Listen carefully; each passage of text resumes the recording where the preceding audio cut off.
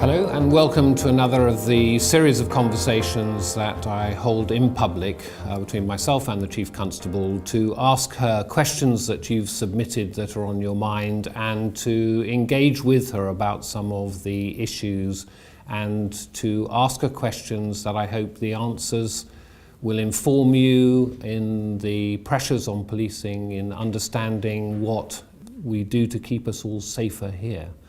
It's a key part of the promise for scrutiny. It's a key part of the visible conversations that we have on a regular basis in private on particular issues and ranging across all of the engagement between policing and a police and crime commissioner. So welcome to this session. Chief Constable, can I start today with a general question on, you have a responsibility to engage with the community specifically about operational policing. What are you hearing from them and what are their main concerns today? Well, engaging with the communities we serve is essential, isn't it? It's part of the British policing model, and it's how we can be sure that we're operationally giving communities the policing they need. At the heart of that is our neighbourhood policing model. So you'll know that we have district commanders and a whole series of colleagues, officers, volunteers, police community support officers who are deliberately distributed according to local authority boundaries and town and parish relationships. So we have that battle rhythm in plan all the time. And so we hear regularly and in many, many layers about what people are wanting, what their concerns are, and we're able to have that two-way conversation. It's right at the bedrock of the policing model that we have here in the Constabulary. When people are users of our service, we survey them, so we pick up issues through surveys as well. But we also have a great deal of correspondence, so letters, emails, the normal things that you would expect. Each and every one is considered, but we also look at themes that are emerging as well. So we pick up on those and through social media as well. So lots and lots of social media both ways that we can pick up themes of concerns as well. We also have Your Voice Counts where we get feedback. So there are lots of routes that we listen and use to get those views. And then we also have specific groupings for instance, the rural communities. There are specific voices that we can listen to through those kind of groups. And we have independent advisory groups, both at a constabulary level and also at a district level. So there are lots of things going on there. In terms of what we're hearing, very much that people very much want their police, of course, to respond when they really need us. And we do that, and I think we do that very well indeed. So we will always be there in an emergency, and people really expect and want that from their police. What we're also hearing is that they want us to look where there's real harm in our communities, and sometimes that's out in the public space. It can be when there might be a serious road accident, or it might be that there's a Saturday night pub fight, that kind of thing. But it's also keeping people safe in the private space. So keeping children safe online, as an example, which is behind closed doors. So we hear from the public that they really want us to do that. And they also want us to do all of our policing in a way that is quite rightly open to lots of scrutiny. We have enormous powers. So making sure that we use those powers wisely and well. And indeed, there's an HMIC FRS publication today about legitimacy and how well we are responding to the communities we serve and meeting their needs. And I'm very pleased to say the Constabulary has got good across the board in that inspection. Yeah, good. Thank you. That's a sort of introduction of where we're at. And in advance of these meetings, I asked the community to submit questions that they would like to ask you in their words. And one of them that I received was from Age UK on the Isle of Wight, but has wider resonance with a key group who deserve our support, the elders who've lived and contributed through a long life, but with age have vulnerabilities and frailties. And I think this builds on your introductory remarks, their question in their words. Research in the UK clearly shows that older people have a fear of crime, and this is often significantly associated with a lower quality of life, limited mobility, and poor mental physical health outcomes. We know from our work, that's Age UK, here on the island, that the fear of crime amongst other islanders is a significant issue. This is aggravated by an increase in antisocial behaviour, in violent crime and street drinking, and a significant reduction in visible policing. Bearing in mind that 50% of the island's population is over 50 and 1 in 4 islanders are over 65, and a significant number of older people are not digitally enabled, how does the Chief Constable plan to address this issue? And that's their question to you that I'm asking you on their behalf. But if you relate that to the introductory remarks you made, how does that balance and where's the work to do if there is, and what's the reassurance? Well, we need to police according to need, and that does mean that it can be different for different groups of people. And the elderly on the island, as it is described there, I'm sure would resonate with elderly people across our communities as well, but I do appreciate it specifically from the island, so we'll add a couple of details. First of all, I really want people to know that they live in a very, very safe area. Across the Constabulary, the island is a very safe place. But I would say that, wouldn't I? And of course people have to feel that, and they have to feel connected to that. The question talks about digitally enabled. There are an awful lot of older people who are very, very digitally enabled, and we meet their needs, and there's lots of information online, lots of ways to contact us, and indeed your office for advice as well online. So for those that are, I would really encourage people to use that medium. But of course not everybody is, as the question says. So there's always the phone, there's always police stations, and in fact Newport Police Station is open every day of the year, including bank holidays. If people want to go in and talk to someone, that's always available to them. But so are our non-emergency phone lines. If people have a telephone and they want to use 101 and ask a question, we will get back to them, we will give them the answer to that question. And also be able, importantly, to signpost them often to other services, because the police are part of a network of services. A lot of the issues in the question are ones that the police have a role to play in, but are by no means the only one. And antisocial behaviour is a good example. We work hand in glove with the local authority for antisocial behaviour. It's a shared responsibility. And we are looking at that and working very hard on that. And there's a couple of areas specifically. I know Five Ways and the Esplanade Pavilion areas particularly have been suffering of late. So we are aware of that. But also things like having people turn up at your door and pretending to be from the water board or gas board. That kind of defrauding is a real risk for older people. It can be online too. So if someone is digitally enabled, then they can find themselves at risk of fraud online, particularly as an elder person. But so can mail scams, so can someone turning up at your door. So our message always is, don't be afraid, but do be alert and ask questions and really listen to your instinct often about whether this feels right and whether the kind of information the person is asking of you is the kind of information you should give out. Street drinking was within the question.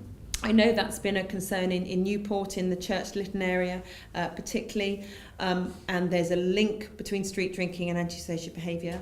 There is a crossover, but not exclusively so, with homelessness as well. So we are, again, working with the local authority to do that. And we do, through the orders that we have, seize cans, dispose of cans, deal with that when it's in front of us.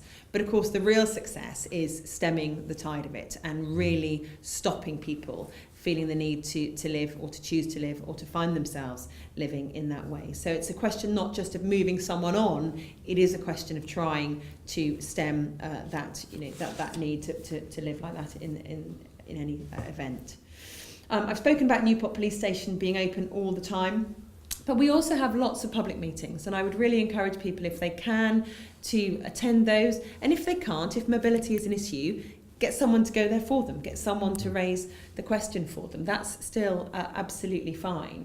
And we specifically have older voices meetings. They happen in Medina Court in Newport, and one of our police community support officers, Sally Ann Harris, and her colleagues regularly hold them. They're monthly in the Medina Court, particularly around older voices, so we can have that face-to-face meeting to really hear what's on people's minds. If it's the police to solve it, we will, but we always work hand in glove with others to try and get to the root of the problem. Okay, thank you. And I've been in Medina Court myself and met the people there, and they're a very vibrant and active group, I know. Was there anything that surprised you in that question from them? It sounded as if you were master of a great deal of the detail. Can we be reassuring to all of the public, including the group that wrote in, that actually we're hearing the right messages, you and your team are hearing the detailed messages of concerns. Are we confident in that at the moment? I'm confident we're hearing it. Okay. There are choices then about where, what we're able to solve, and we work with partners, as I say, as well as with communities to solve those. But I'm confident we do hear them because, as I said in answer to the first question, the layers of listening that we have and our ability to listen. Yes, I'm confident we're hearing it. So the first couple of questions are about listening from a policing point of view, what the community's concerns are. In a strategic context, I would be remiss not to ask a question about resourcing, about the current funding situation for policing. We've together and separately made the case for a fair funding for our area, and in a national context of a fairer system for all, and recognising that such a new system would deliver appropriately more funding for the people we protect. There are pressures today, though, for all, including across the public sector, including for policing. In that context, Chief Constable, can you update the public on the general situation and reassure them that what you're achieving and the challenges you face in keeping us all safer with the current level of funding, what those challenges are? This is a very real concern of mine, Commissioner, as you know. And as a monopoly supplier of policing for these communities, I am very anxious that they should have a fair slice of the overall UK policing cake, and I know it's something that you're fighting really hard on their behalf. So I am very concerned about it. At the last independent count, our budget is about £300 million that we spend on policing across the Constabulary. Against the average force, we're nearly £48 million a year down. That is a huge amount of money for policing. And that gap has grown from indeed last year. And that's not our own figures, those are independent figures from us. So we are disproportionately disadvantaged. So a fairer slice of the policing cake, however big that is fair for the communities we serve. And we should absolutely keep pushing for that. In the absence of that, of course, it is only right and proper that, and I know you hold me to account very carefully to do this, to spend every single public pound as wisely as we possibly can. And you'll know from our independent inspections that we are deemed to be very good at that. We have been for years. I have every intention that we should stay very good at that. So in the absence of that fair funding formula, we're planning now for the next 3 years. Whilst we have yet to have a budget for next year, we anticipate that over the next few days. My reckoning is that we will have saved over recent years over £100 million against that baseline of 300. So a huge chunk of money has come out of our funding. So what that means is we need to be very clear about efficiencies, and we look to drive efficiency where we possibly can. So we should streamline our processes, we should be really good at handing over things so we're not having lots of people involved in a chain. We should be using technology to free us up from bureaucracy as much as we possibly can. And there's a great deal of investment that you have made and that I know we plan to make to continue that drive for efficiency, and we won't let that up at all. The second point to look at is around productivity. So it's not for me about the numbers of people that work, it's how effective they are when they're at work and how productive they can be. So things like all our officers now have body-worn video, which makes their evidence much easier to glean. They all have laptops, so they're no longer plugged into a wall in a police station. They're able to work out and about. Those kind of things make a very real difference to their productivity. And again, we're continuing to push for more on that front. But beyond that then, there are choices about where we put our operational effort. And what strikes me is just how quickly crime and the demand on policing is changing. So even in the last year, emergency calls have gone up by 10%, which is a huge proportion. So as I said earlier on, we will always be there in an emergency if somebody needs us. We will always, and do always, investigate the most serious and the complex crimes. And you'll know, and it's widely reported in the general media, that nationally the serious sexual offences being reported to policing has gone up enormously and continues to go up, much of which is historic, much of which isn't. Child sexual abuse has gone up. Domestic abuse reporting has gone up. Now, a lot of that is because people now feel confident in coming forward. It was ever happening before, but they weren't coming forward and asking for help. So it's brilliant that they do, and I absolutely want people to keep coming forward. But what it means for me as an operational lead is then making sure I've put the precious people, the precious investigators, the precious resource we have directed towards those. So there are tough choices to make. And what I know is that we have great people who are absolutely focused on the right thing. We have really good data to help us make choices about where to put our efforts. But I know with the funding as it is, and I anticipate it remaining, that we cannot do everything that the public would want. My promise is that what we say we'll do will be really good at, and we will always do what people really, really need. We may not be able to do everything that they want. Thank you for that answer. I think you've been appropriately earlier reassuring about the broadly safe place that we all live in this area. And you've highlighted some of the really key financial challenges and the processes of deciding what is the most important to do to keep us safer. I think the public want to be reassured that when there become changes, that they will hear of those and understand what's prioritised and what the degree of support you can give will be. I know we have conversations regularly about that, but can you reassure the public that in these difficult times you will be clear operationally to people of what the key services that will be sustained will be, so that they can understand that journey that you're taking on their behalf? Absolutely, Commissioner, and thank you for reminding me of that. I think it's just the only way I know how to work. It's about being very transparent. It's the public's money after all. So it's vital that I explain. Policing is a very wide, very complex area of public service that I'm very pleased to say most people don't go anywhere near because they live in such a safe area. But it is my job to explain the service that is available, explain what we are able to do, and I fully intend carrying that on throughout. Yeah. Good, thank you very much. And as you know, I insist that You I do hear indeed. first and quickly when there are risks. Of course. I'd like to move on now to some topical seasonal risks. It's not that they exist only at this season, but if we can touch some of those. My overarching priority is to keep us all safer, and it matches your topics of focus too. There have been a number of terrorist incidents this year and criminal incidents, and I'm sure the community is very aware of those, very supportive of the emergency services responses to them, but nevertheless we sit at severe still today, which indicates that an attack is highly likely. The festive period can present an ideal opportunity for those who mean us harm to strike, as they would see it, as the public congregate in areas in large numbers. So can you give us some reassurance that the communities that you support, that you are prepared and able to respond to these sort of threats? And can you offer any advice to the public of how they can contribute to keeping themselves safer in this threat environment?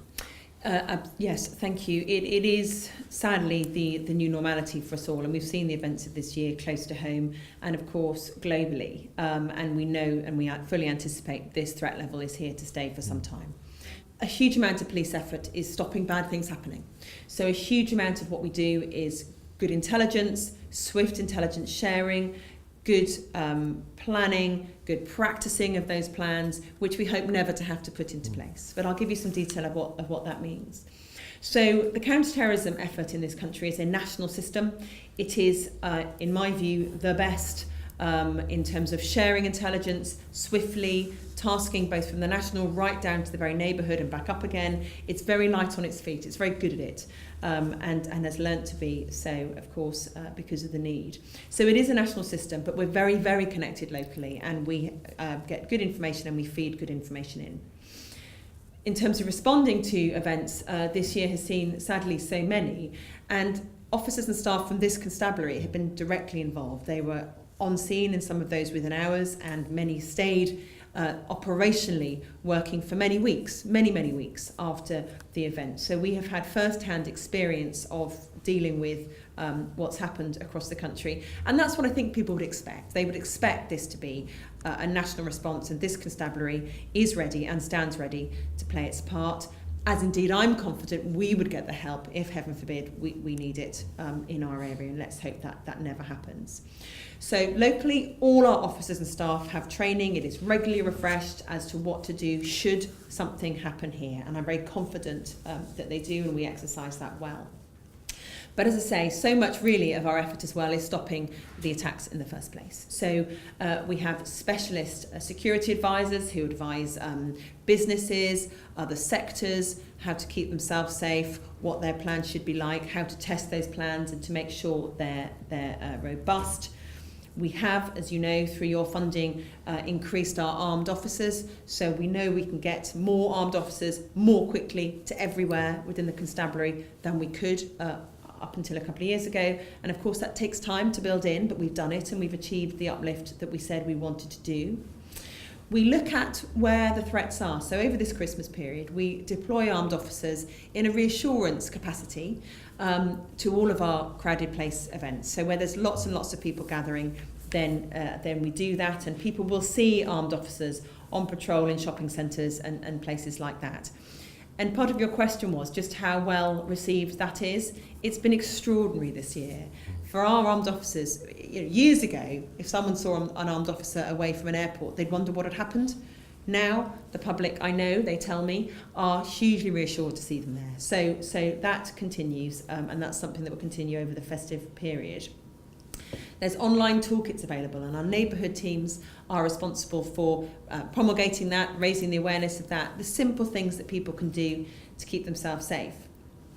And then, of course, like other areas, the police don't do this on our own. So we have what's called a local resilience forum, which is all of not just the blue light agencies and the local authorities, but also environment agency, voluntary sector. We get together and we have plans for pretty much everything, and we exercise and test them, and we make sure that people who would be responsible for implementing those plans are exercised and ready, and that we have enough people available to do that. It's our core responsibility, and we take that very, very seriously. And of course, part of that was a plan which we've now had to use twice to move from severe to critical as a threat level, and we did that twice over the summer. We've debriefed them very carefully. They were really, really impressively done here. And should that happen again, then I'm confident we would continue to do that well. So we do have a number of detailed plans in place. The second part of your question was, what can people do to keep themselves safe? Well, the answer is a lot. Hopefully, people are aware of the government's ACT campaign, ACT, Action Counters Terrorism. Lots of media, lots of social media, lots of print media. So I'd really encourage people to look at ACT, Action Counters Terrorism. And it's a very simple message. It's being the eyes and ears. It's making sure that you're doing everything you can, looking for the unusual, making sure you report it if you see it, and being alert, not being afraid, not changing behaviour and keeping away from things, but being alert. We're working hard in schools. They're a really great audience, not only for helping keep young people safe, but they're also hugely influential at home. So we work closely with our neighbourhood teams and schools about helping young people keep themselves and their communities safe. There's the anti-terrorist hotline, 24 hours a day, 7 days a week. People see something that they're genuinely concerned about right now, or they think someone is of concern, to ring that number, and it will be answered and dealt with very, very thoroughly, but also very discreetly. And the big message that I hope again is familiar, but I want to repeat it, is if something happens around you, it is run, it's hide, and then it's tell. Do not stay and record it on your phone. Run, hide, tell is the message that we really want people to do. So they, should something happen, they can get themselves to a safe place and stay there, and then tell the authorities what's been going on. Two quick additional thoughts. The first is, it was transparently clear how reassured people were, and after the events of earlier this year, by that presence of armed policing and the understanding of the value that they bring, and the cues of people wanting to say thank you. So I just reinforce that. And the other thing is, I noticed you said practicing, and if we can practice and not have to do it for real, you also said that's a good thing. I'm very conscious that one of our colleagues from Thames Valley, who was previously here, was involved in a fatal accident recently. And I know that there are members of the community who join the constabularies in their concern and memory of that professional officer who was rehearsing and practicing for these sort of events. At this particular time of year, but there's always an issue that drug and drink driving is reinforced as one of the fatal four. The other three being speeding, not wearing a seatbelt, and the use of mobile phones. Can you give me some demonstration of how the constabulary is enforcing the fatal four and making us safer through that enforcement, and what work is being done with partners to ensure everyone on our roads remains safe? And this is an ongoing issue, as you know, but this time of year does bring it into stark view. So, as with everything, we are part of a partnership. We have a strong role, of course, in terms of enforcement, but engineering on our roads as well as education of road users are as critical. So we are a member of the Hampshire Safer Roads Partnership, which has been around for a long time and brings all the people you would expect, highways, local authorities, blue light services, together to work together and pool our expertise, our resource and our attention to keep our roads as safe as they possibly can be. But this time of year, we launched Operation Holly, a natty title, on the 1st of December, which is all about reducing the opportunity of drink and drug driving on our roads. It's a real focus. We really want to keep casualties down as much as we possibly can. It's a high visibility operation. We're not looking to catch people. We really want them to stop doing it, and we want people to think and make different choices. So, of course, enforcement is part of that, but we also do an awful lot around education this time of year to remind people about keeping themselves safe. So all of our officers are out and about, and we encourage them to breathalyse and also to do the drug wipes, which detect cannabis and cocaine. And we also have what's called field impairment tests, but basically other tests for other kind of impairment testing as well of drivers. So as well as asking all our routine officers to do that, we also have extra patrols out at this time of year, and we target two ends of the day really. We target those going home after a night out, an evening out, but we also target people on the rush hour in the morning. It is surprising how people do not realise that a heavy night of alcohol the night before can leave them still very impaired as they drive the children to school or they drive to work in the morning. But we also use a lot of intelligence. So people do tell us if they're worried about a neighbour or someone who they think is drink or drug driving, they tell us, and we can then see if we can check them out and stop them from doing it. But the education is a huge part of it. And at this time of year, we have lots of campaigns about the Fatal Four. We particularly focus on young drivers, so the 17 to 24-year-olds. They tend to be the ones who put themselves most at risk.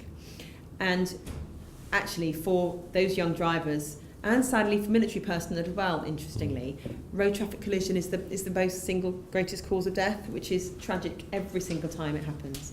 So we do a great deal of information and awareness raising around the Fatal Four, and it's under the heading of Safe Drive, Stay Alive. So that's how we try and bring that home.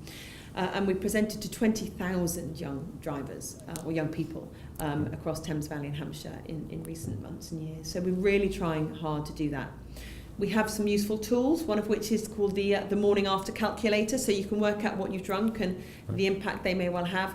It's a bit blunt because of course it depends on your metabolism, but it's a good start. But we do really want people to ring and tell us if they are concerned about someone. In terms of how it's going, well, we're obviously only halfway through December, but I'm really pleased to say that so far, we haven't collected all the data yet. We will at the end, and I'd be very happy to let you know at the next meeting, Commissioner, how the overall operation went. But about 1 in 40, we're finding of the people we stop are over the limit in terms of either drink or drugs, which means that 39 aren't. And I'm really encouraged by that. Every single one is too many. But actually... Is that an improvement? It's been lower in recent years. Okay. Yeah, right. People genuinely are heeding it, which is really great. But we know we're still not done, because each of those is still too many.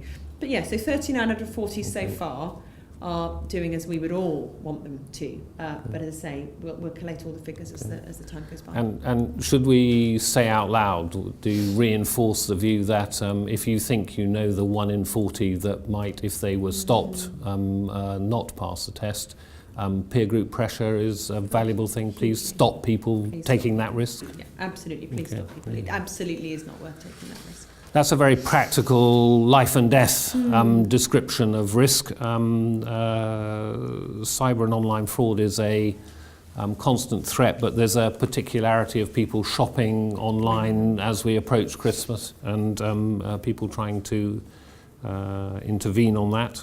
Can you tell us a little about what you're doing to counter this risk, what action you're taking to raise awareness, and what can the public do to stay safe for that particular risk of cyber? I mean, it's been in the national press, hasn't it, just how even greater this year the risk of defrauding as we all go around busily buying our presents has been, and how many fake goods there are out there, and how many fake websites and others where nothing arrives, not even a fake good, nothing arrives at all. So it's a huge risk, and I would really encourage people to take some very simple steps to just guard against it.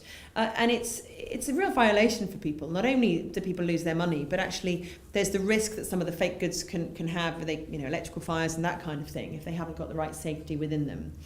This time last year, we had about 540 reports of relating to online shopping and auctions. I haven't got the figure this year up till Christmas yet, but I expect it's going to be a lot higher than that. So it is a huge problem, and one I'd really encourage people to think carefully about. And of course, lots and lots of us do our shopping at scale now online.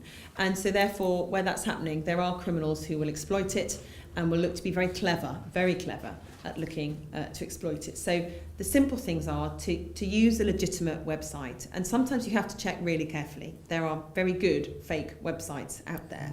And you may recall at the end of last month, together, there was some advice that our officers put out together ahead of Black Friday. And what we said then absolutely stands now. So having strong passwords, 10 plus characters, put some random words in there. It is simple to do. Far too many people simply don't do it. I would really encourage people to do that. Having up-to-date software, up-to-date apps, so that they've got the built-in protections with them.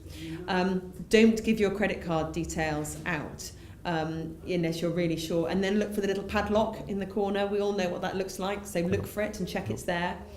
And also make sure that in the browser heading, you've got HTTPS. The S stands for secure. So look for that. If it's not there, go somewhere else. Use secure trusted pay routes such as PayPal and others. Use those trusted PayPal routes which give you that security as a user as well. And never transfer money to someone's account unless you're sure that you've got the goods in advance. So that isn't rocket science, but we are all vulnerable to this. It isn't something that happens to someone else. So we all need to try and keep ourselves as safe as we can. In answer to your question of what we're doing about it, we work very closely with Action Fraud, which is a national setup. We also work closely with the National Crime Agency, and whenever we can and we get good intelligence to try and take away the people who are doing this and promulgating this fraud, often at quite considerable scale, then we absolutely will. But it is quite a hard thing to do, and I would much prefer that people just kept themselves safe and meant the frauds just went elsewhere. And we're reinforcing the fact that this is a constant battle, and there's good advice on lots of websites, including yours and mine. Absolutely. And the national websites, and people should look them up and remind themselves and then behave as you've just been advising. Yes. And if you're a young person, talk to your parents, carers, grandparents. Good. Okay. On to some vulnerabilities and some risks that people are facing. First of all, domestic abuse. The inspectorate came and looked at the constabulary recently and indicated some areas for improvement regarding the constabulary's response to domestic abuse. Can you reassure vulnerable people suffering from this abuse what progress has been made, and what might make us even better at intervening in that area of domestic abuse. Certainly, and it's an area that we take very, very seriously. And of course, we know that men and women, young and old, can find themselves vulnerable very quickly. It isn't something that necessarily someone has and lives with for a long time. It can happen very quickly to them as well, which can sometimes be a shock. So it is for all people. And this time of year can be particularly acute. We know that it's a stressful time of year. We get financial worries, we get dark evenings, we get cold evenings, we get families thrown together, often at days at a time with little outlet. So we know that the risk of domestic abuse is particularly high at this time of year, and we know that, and we put things in place with our partners to support that. But to answer your question specifically, you're right. In the inspection last year, which was published in February, March time of this year, we had reported a low arrest rate for domestic abuse offences, a low formal action taken, i.e. not going to court as much, and there was also concern that the inspectorate raised about our practice of risk assessing incidents, standard risk incidents where partners were not living together at all, and lots of other very strict criteria, but doing that by phone. There was lots of stuff in that report that was really good, and that was reinforced as well by the joint inspection we had in the Hampshire county area, because that's where the inspection looked, which said actually that our combined efforts with the local authority and with partners was outstanding. But we have taken it very seriously, and very grateful to HMIC for working with us on this. So we've worked closely with our partners as well. So one thing that's important for us is not only the local authorities, of course, but also our charitable partners, who really do advise us hard, but also challenge us well about our practices and making sure that we really are meeting the needs of the people we serve. So our domestic abuse arrest rate has gone up. It's now where professionally I feel it should be, and which matches what other professionals around the country also say. So it's gone up to about half. That is professionally where is right that our arrest rate should be, and it's been there for some time now, so I'm very pleased around that. We've also increased our use of what's called ancillary orders, but it's domestic violence prevention notices and protection orders, which are civil powers effectively, which create space for someone who's been suffering domestic abuse to make choices. It gives them a safe space of protection, which the court can then extend. So we're using that more and more as a tactic.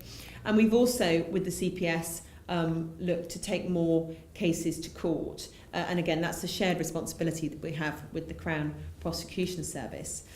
We always, when we can, will take a case to court if it meets the tests of the Crown Prosecution Service, of course, because they lead on that, where there's evidence and we don't need the victim to give evidence themselves. So body-worn video is a fantastic tool for that, because when officers arrive and they see the injury, they see the distress, they see the home environment, there may well be children there, a picture does tell 1,000 words, and they're able to describe the harm caused by a perpetrator through that film in a much stronger way, and obviously and a much more comfortable way than the victim having to go to court and relive that themselves. So we do that a great deal. We have very high satisfaction rates. We survey people who suffer domestic abuse and who interact with us, and we have very, very high satisfaction rates, because we balance what the victim wants as well as the criminal justice route, and that's quite a fine balance to achieve. But what I would say absolutely is we take it hugely seriously. We attend overall, of anything, about 600 incidents a day of all types. 100 of what we go to every day is domestic abuse. It is a huge part of our work. It used to be hidden. I'm really pleased it isn't. I want people to come and tell us about it. And my promise is that we will take it very, very seriously. We've been inspected again, and whilst that isn't published yet, and it won't be until the spring, all the kind of soft information I've had back has gone well. So I'm hopeful of that should land well in the spring. And in terms of the final point I'd make in answer to your question is the dealing with some risk assessments over the phone. Since we had that criticism a year ago, You'll know that I paused that practice. I wasn't prepared for the inspectoress to give us an even harsher grading based upon that practice. We had a difference of professional view, and I think we've talked about that at these meetings before. So since then, we've had the help of Cardiff University to independently and academically evaluate the processes that we were doing over the phone versus turning up in person. That's the simple choice, and we're working through that evaluation now. Okay. And is this an example, domestic abuse is unacceptable in so many ways and people need to find their way to safety, but is this one of the areas where the need for innovation and change and understanding of it is also a pressure on delivering the right policing responses for today and prioritising those that create the greatest harm? Is this just one example of that? Exactly that, Commissioner. But I think it's a very strong example because we are now in policing dealing with vulnerability. And it used to be 10 years ago, perhaps, that we had to simply be good at what came to our door. Now we need to go and look for people who need our help. It's a very, very different position. It's one that I'm delighted that we should have. It's the right thing for us as a service to do. So we need to go and find people who need our help, which of course means then we get a much greater proportion of really complex, often familial, relationship, long-standing issues that we are but one part of. So innovation, creativity in dealing and meeting the needs of individuals, families, wider public has to be the way to go. We should do it with evidence, and we should do it thoughtfully and carefully. Okay. And for me, I think that resonates. I'm looking for you to give me a context if it's beyond saying, yes, I agree. We started with talking about what's the concern for the public, and then noted, because it's a stark reality, the funding and capacity issues, and your promise to deal with those greatest risks and threats to people.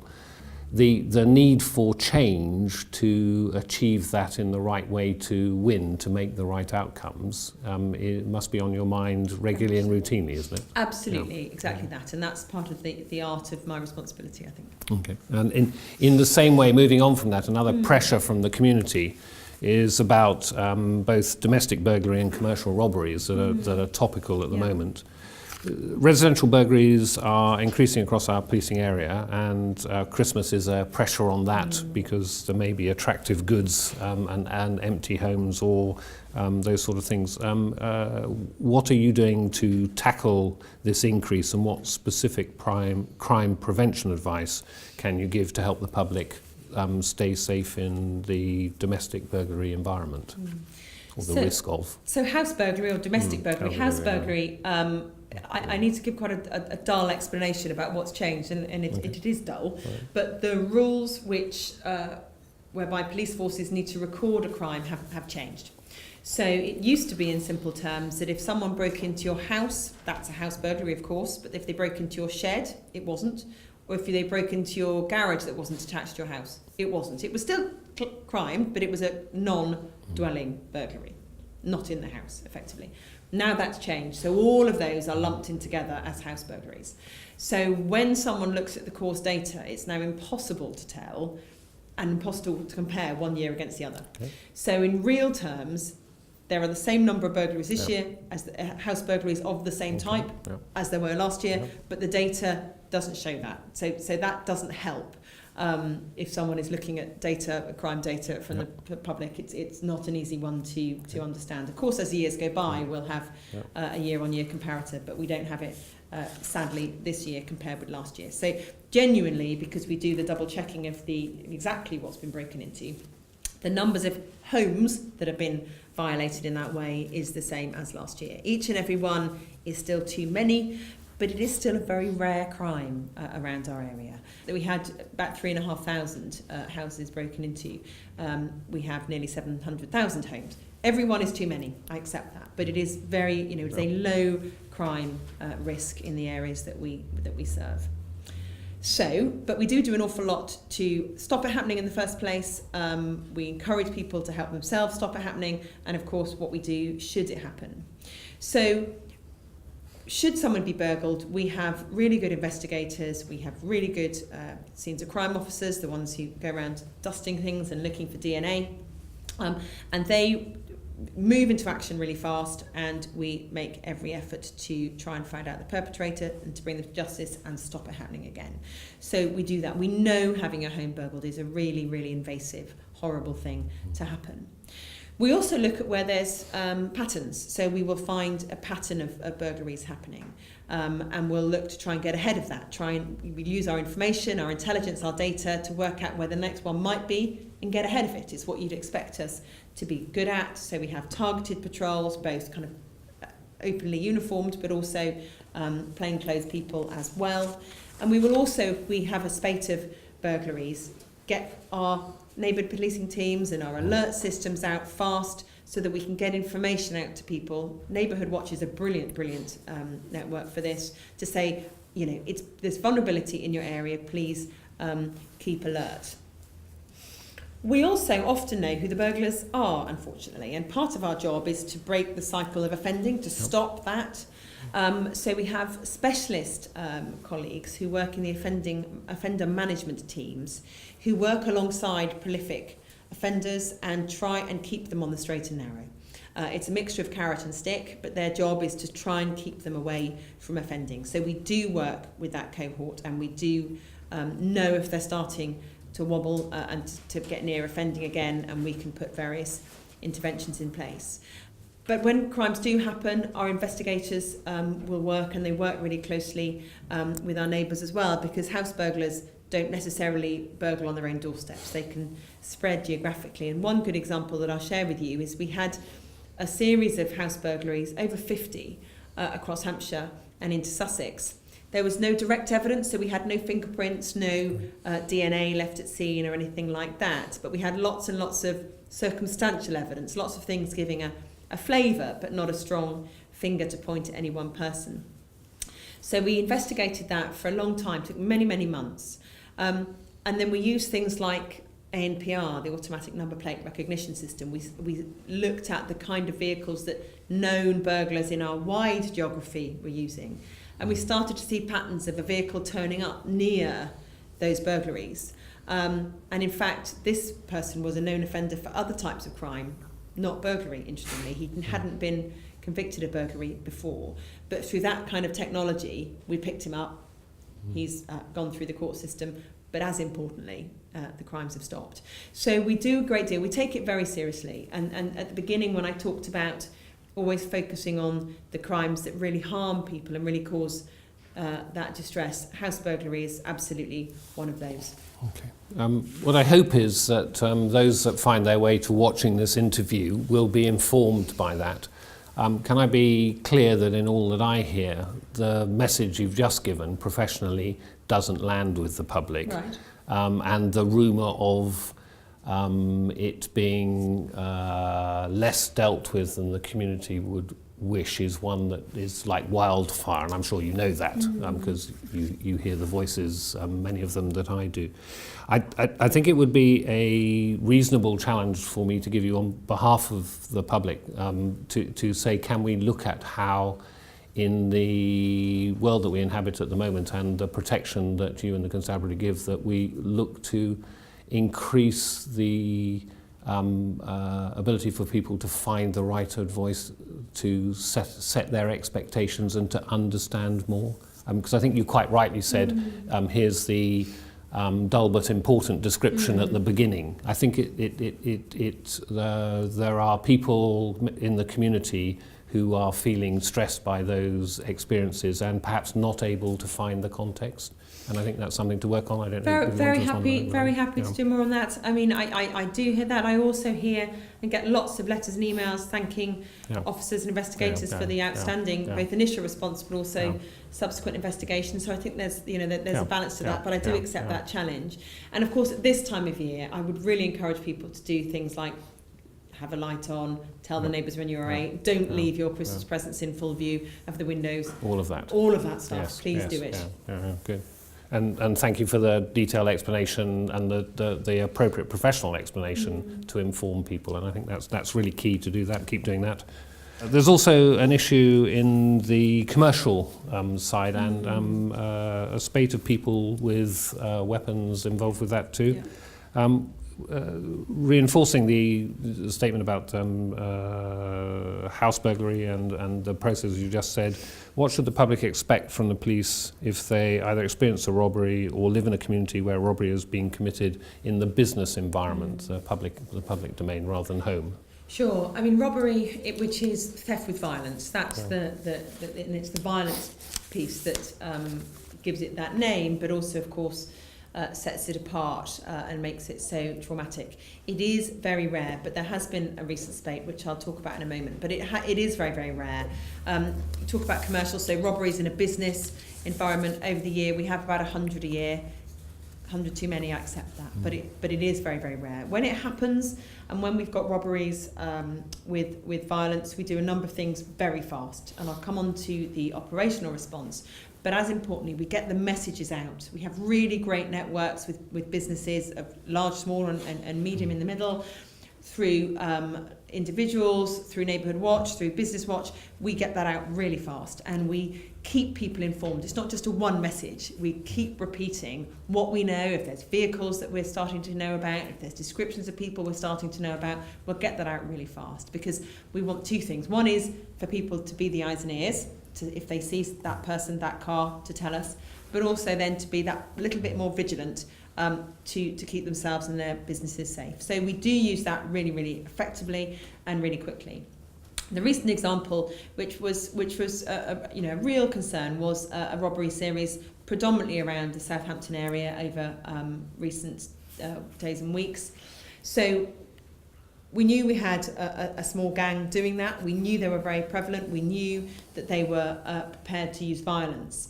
And it was a really big operational response. So we had everyone from our response and patrol teams, they're the ones that answer 999 calls, through to our very specialist serious and organised crime teams, our joint operations unit with Thames Valley, and some of that required specialist search. Some of it also required firearms response. So it was a large concerted manhunt for that small gang. All three of them have been arrested. And that's not the end of the job, though, of course.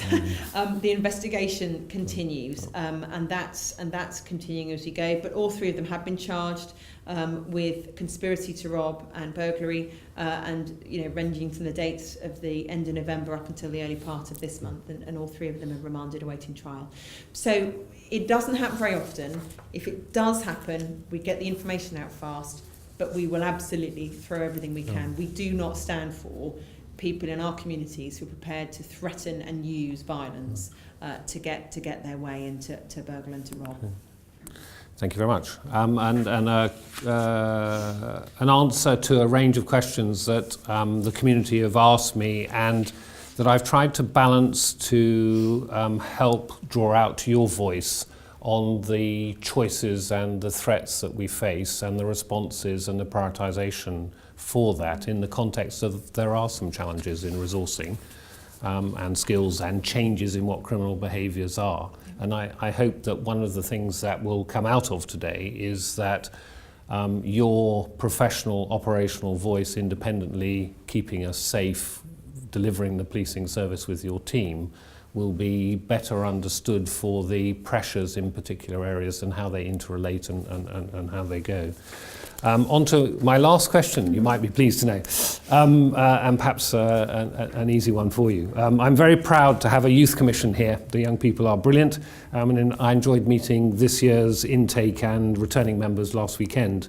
They've been working on the issue of hate crime, one of their priorities chosen by them with their peer group to address, as you know, and are keen to present some particular views to you and seek your support in championing their thoughts with the National Police Chiefs Council. So my question to you, starkly from my youth commission, is will you agree to meet with them and consider their proposals? Yes. Wait, is that Shall I it? give a longer answer as well? Please do, yes. No, go of for it, course. yeah, And yeah. I mean, the Youth Commission are fantastic. And Yeah. what's great is that they not only hone in on your behalf to the really core issues, they also are hugely creative and rightly challenging and demanding of making improvements and making change. And I think that's great. And, we feel that challenge, but we also feel that it's working alongside them. So it feels a really good relationship and one that we really treasure. They're right to worry about hate crime. I worry about hate crime. It can take many different guises and be for many different reasons, as I think people will know. But what we have seen is a real rise and a spike after an event. And what we know is that one gets a spike in hate crime, and it's a higher spike depending on how close the event is geographically. It's really interesting. So when the events took place around the country, the terrorism events this summer, hate crime did rise in our area. It did everywhere around the country. So somehow there's that, whether it's anger, frustration, fear, whatever it is, but it manifests itself in preying on others and making assumptions and attacks, sometimes verbal, sometimes physical, on others who are different. And that isn't something that is what our healthy society wants. It's not what I know our community wants. So that spike goes up, sadly, every time something happens, and then it drops back down again. But hate crime reporting can be done in a third, you don't have to do it yourself. You can go through third-party reports. There's on your website and on mine, there's routes for doing that. But we know around the country it's something that we need to focus on. And we have dedicated officers around the force who are really good at supporting people who have suffered hate crime. It's very different. All crime is damaging, of course, but when it's something about your identity, then it's something that it goes really to the core of someone's values. And indeed, when it happens to my own staff, sadly, officers are used to perhaps verbal abuse in their uniform. But when it's counted also with racism, perhaps, it hurts even more. I'm not using them as a special case, it's purely an example. So it is something that I'm really concerned about, and I'm really pleased that the Youth Commission are really focusing on that in their time, and look forward to working with them on it. Excellent. Thank you very much. And thank you for answering the questions so plainly. And I hope those of you that watch this or parts of this recording will find something of value to you to help keep you safer. And I publicly say thank you to the Chief Constable, who routinely answers difficult questions from me in private and on thematic issues, and on this occasion in public, so that you can see the conversations and the style of them that we have. Thank you very much for watching, and Merry Christmas and a Happy New Year, and stay safe.